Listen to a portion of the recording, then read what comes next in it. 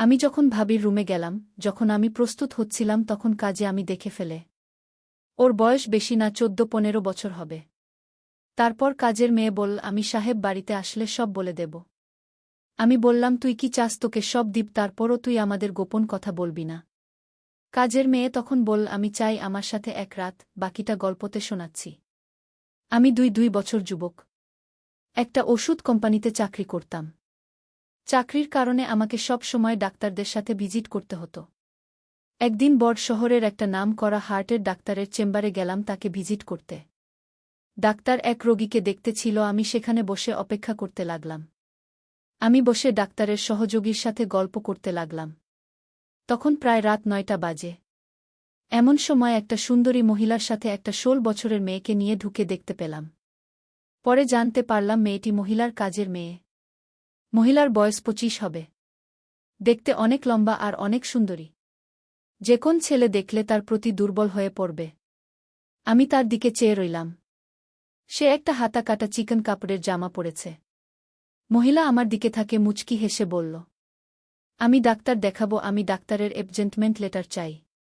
ডাক্তারের সহযোগী file check করে বলল, আপনাকে 3 দিন পর আসতে হবে, এর আগে সম্ভব না। মহিলা বলল, না ভাই প্লিজ, আমাকে কালকে ব্যবস্থা করে দিন। কিন্তু সহযোগী বলছে, না ম্যাডাম, কালকে কোনোভাবে সম্ভব না। এবার মহিলা কাউন্টের সামনে এসে একটু ঝুঁকে আমার দিকে তাকিয়ে কেমন একটা হাসি দিয়ে বলল, আপনি একটু চেষ্টা করে দেখেন না? আমি তার দিকে চেয়ে রইলাম। আমি ভাবলাম এর সাথে খাতির হলে মনে হয় কিছু লাভ হবে। আমি বললাম, আপনি একটু বসেন, ডাক্তার ফ্রি হলে আমি আলাপ করে দেখছি। কিছুক্ষণ পর ডাক্তার ফ্রি হলে আমি তার রুমে গিয়ে বললাম, আমার এক পরিচিত রোগী আছে, আপনাকে কাল একটু সময় দিতে হবে। যেহেতু ডাক্তারদের আমি অনেক সুযোগ সুবিধা দেই, তাই সে আমার সহযোগীকে ডেকে সব চেক করে আমাকে বলল, কালকে সকাল 10টায় আমি সময় দিতে পারব। আমি এসে মহিলাকে বললাম সকাল 10টায় আসতে পারবে কিনা। সে রাজি হল এবং আমাকে অনেক ধন্যবাদ দিল। আমিও তার সাথে চেম্বার থেকে বের হইলাম। আমি বললাম, ডাক্তার সাহেবকে বলেছি আপনি আমার পরিচিত, তাই রাজি হয়েছে। সে বলল, তাহলে কালকে আমার জন্য আপনাকে আবার আসতে হবে। আমি বললাম, এতে কোনো সমস্যা নেই। আপনার মতো সুন্দরী মহিলাকে সাহায্য করতে পেরে ভালো লাগছে। তার চেহারায় একটা হাসি দেখলাম। আমি বললাম, আমার নাম হামিদ। সে বলল, তার নাম রুবিনা। সে বিবাহিত, তার স্বামীর সিঙ্গাপুর থাকে। তার স্বামী 15 দিনের ভিতর সেখানে চলে যাবে। সবকিছু রেডি হয়ে গেছে। এখানে সে আর তার শ্বশুর শাশুড়ি থাকে। আমরা আলাপ করতে করতে হাঁটতে লাগলাম। সে বলল, আমার বাসায় চলেন, এক কাপ চা খেয়ে আসবেন। আমি বললাম, আর একদিন যাব। কিন্তু রুবিনা অনেক অনুরোধ করল, এরপর আমি রাজি হলাম। তারা দুজন একটা রিকশায় উঠল। আমি আমার হোন্ডা নিয়ে তাদের কিছু কিছু গেলাম। তার বাসায় যেয়ে তার শ্বশুর শাশুড়ির সাথে আমার আলাপ করে দিল। আর আমাকে অনেক ধন্যবাদ দিল তাদের বুকে সাহায্য করার জন্য। এরপর আমাকে চা দিলাম। আমি চা খেয়ে বিদায় নেওয়ার জন্য রেডি হলাম। তখন রুবিনা বলল, যদি কিছু মনে না করেন একটা অনুরোধ করব। আমি বললাম, আমাকে আপনি না বলে তুমি করে বলবেন। আমি বয়সে আপনার ছোট হব। আর আপনি কিছু মনে না করলে আপনাকে ভাবি বলে ডাকতে পারি। রুবিনা রাজি হল। এরপর বলল, হামিদ, কালকে আমার শ্বশুর শাশুড়ি আমার ননদের বাড়ি যাবে। তাই কাজের মেয়েটা বাসায় রেখে আমাকে যেতে হবে। তোমার যদি কোনো অসুবিধা না হয় তবে আমাকে সকালে এসে ডাক্তারের কাছে নিয়ে যাবে। আমি মনে মনে অনেক খুশি হলাম। আমি বললাম, ঠিক আছে। আমি সকাল 10টার সময় চলে আসব। এরপর বিদায় নিয়ে চলে আসলাম। আমি খুশি মনে বাসায় ফিরে আসলাম। আসলে এখানে এত স্মার্ট মেয়েরা থাকতে পারে আমার কল্পনা ছিল না। আমি সব সময় তা ফলো করে বেড়াই। আমি বাসায় এসে খাওয়া দাওয়া করে রুবিনা ভাবির কথা ভেবে শান্ত হলাম। আর কালকে সকালের জন্য অধীর আগ্রহে অপেক্ষা করতে লাগলাম। পরের দিন সকালে 8টায় ঘুম থেকে উঠে আমি রেডি হয়ে রুবিনা ভাবির বাসায় চলে গেলাম। গিয়ে দেখলাম রুবিনা ভাবি রেডি। আর তার শ্বশুর শাশুড়ি হচ্ছে মেয়ের বাড়ি যাওয়ার জন্য। আমি আমার হোন্ডার পেছনে রুবিনা ভাবিকে নিয়ে চললাম। তারপর বাসার সামনে এসে হাজির হলাম। আমি একটু লজ্জা পেলাম, জানি না রুবিনা ভাবি কি ভাবছ আমার সম্পর্কে। আমার কেন জানি মনে হল রুবিনা ভাবে ইচ্ছা করে আমার মোটরসাইকেলে উঠেছে। এভাবে চলতে চলতে প্রায় আধা ঘন্টা লেগেছিল। ডাক্তার সাহেব তখনও আসে নাই। তাই ভাবির সাথে ওয়েটিং রুমে বসে অপেক্ষা করতে লাগলাম। আর ভাবির সাথে গল্প করতে লাগলাম। আমি বারবার ভাবির দিকে তাকাচ্ছিলাম। ভাবি ব্যাপারটা বুঝে মুচকি মুচকি হাসি লাগল। কিছুক্ষণ পর ডাক্তার সাহেব এসে ভাবিকে দেখল। ডাক্তারের কাজ শেষ হলে আমি আবার ভাবিকে হোন্ডায় করে বাসায় নিয়ে গেলাম। বাসার কাছাকাছি আসতেই রুবিনা ভাবি আমার হোন্ডা থেকে নেমে পড়ল। বাসায় এসে দেখলাম তার শ্বশুর শাশুড়ি চলে গেছে। কাজের মেয়ে একা বাসায়। ভাবি আমাকে বসতে বলে কাজের মেয়েকে নিয়ে ভিতরে গেল। একটু পর ভাবি বলল, আমার ল্যাপটপ কালকে রাতে হঠাৎ হ্যাং হয়ে আছে। তুমি কি একটু দেখবে কি সমস্যা? আমি বললাম ঠিক আছে ভাবি, কোথায় নিয়ে আসেন? রুবিনা ভাবি বলল, আমার বেডরুমে আছে, তুমি আসো। আমাকে বেডরুমে নিয়ে তার ল্যাপটপ দিয়ে বলল, তুমি দেখো আমি একটু কাজ করে আসছি। কাজের মেয়েকে বলল আমাকে চা দিতে।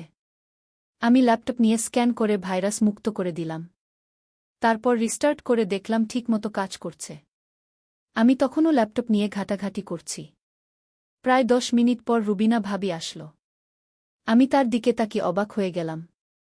আমি হাঁ করে তাকে দেখতে লাগলাম। ভাবি বলল, এমন করে কি দেখছ? আমি বললাম, তোমার মাঝে এমন কিছু দেখছি যে আমি আগে কখনো দেখিনি। ভাবি আমার অবস্থা বুঝে আসতে লাগল। একটু পর কাজে মেয়ে আমাদের চা দিয়ে গেল। আমরা চা খেতে খেতে গল্প করলাম। রুবিনা ভাবে অনর্গত হাসতে লাগল। আমি ল্যাপটপ ঠিক করে ভাবিকে দেখানোর জন্য একটা মুভি চালু করলাম। আর সাথে সাথে একটা বাজে ছবি চালু হলো। আমি কি করব বুঝতে না পেরে ভাবির দিকে তাকালাম। রুবিনা ভাবি হাসতে লাগল। হাসতে হাসতে বলল, দেখো হামিদ, আমি প্রায় 1 বছর হলো একা একা থাকি। আমারও তো কিছু পেতে ইচ্ছে করে। কালকে তোমাকে ডাক্তারের চেম্বারে দেখে আমার ভেতর কেমন জানি করছে। তোমাকে নিয়ে আমার মনের ভিতর একটা আশা জাগল। আমি ল্যাপটপ বন্ধ করে উঠে দাঁড়ালাম। রুবিনা ভাবি হেসে গিয়ে উঠে রুমের দরজা বন্ধ করে দিল। রুবিনা ভাবি দরজা বন্ধ করে আমার সামনে আসল। এমন সময় কাজের মেয়েটি দরজায় এসে নক দিল। আমি মনে মনে বললাম, আসার সময় পেলি না। কাজের মেয়ে রুবিনা ভাবিকে বলল, আপনি উনাকে নিয়ে কি করছেন? রুবিনা ভাবি বলল, আমি যা খুশি তাই করছি। তোর তো সাহস কম না, আমি এখানে যা করছি তুই জিজ্ঞেস করলি আমাকে। কাজের মেয়ে বল, ম্যাডাম আমি তো খারাপ কিছু বলি নাই। ম্যাডাম বলল, তুই এখন যা, তোর রুমে গিয়ে ঘুমা। কাজের মেয়ে তখন বলল, ঠিক আছে ম্যাডাম, কিন্তু আপনারা যা করছেন তা কিন্তু মোটেও ভালো না। সাহেব বাড়িতে আসলে আমি সব বলে দেব। কাজের মেয়ের মুখে সব কথা শুনে রুবিনার মেজাজটা খারাপ হয়ে গেল। রুবিনা বলল, তুই কাল থেকে এই বাসায় আসবি না। আমি তোর সেরা দেখতে চাই না। দিন দিন বড় পাকনামি করছিস। ঠিক আছে ম্যাডাম, আপনার মতো খারাপ মানুষের বাসায় কাজ করার ইচ্ছা আমার নেই। তবে ম্যাডাম আপনি মনে রাখবেন আজকের দিনের কথা। তখন আমি বললাম, ঝগড়া করে কোনো সমাধান হবে না।